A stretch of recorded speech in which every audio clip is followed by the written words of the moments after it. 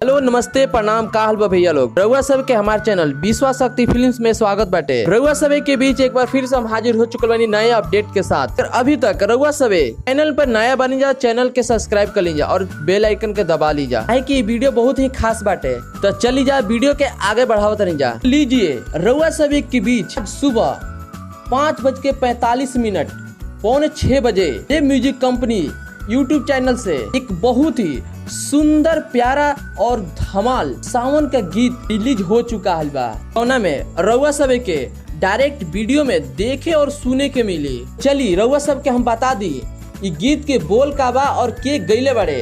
तो रउआ सब बस ऐसे ही अपन प्यार और दुलार देत रही और वीडियो के ज्यादा से ज्यादा शेयर करत रही जा।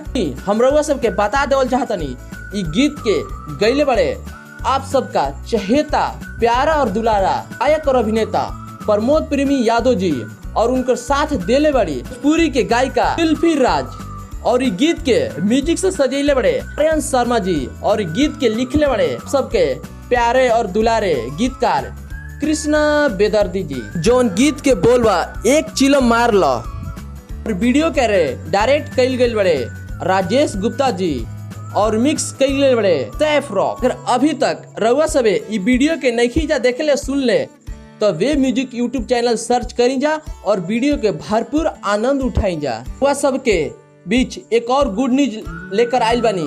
प्रमोद प्रेमी यादव जी का एक गीत जो वीडियो में शूट हुआ था वो गीत का बोल रहा है मेहरारू चाहे सुनर, वो अभी तक ट्रेंडिंग नंबर 5 में चल रहा बा। तो रउआ सब ऐसे ही प्यार और दुलार देते रही जा और वीडियो का भरपूर आनंद लेते रही जा। तब तक खाते मिलते अगला वीडियो में। हर हर महादेव, जय हो भोजपुरिया समाज।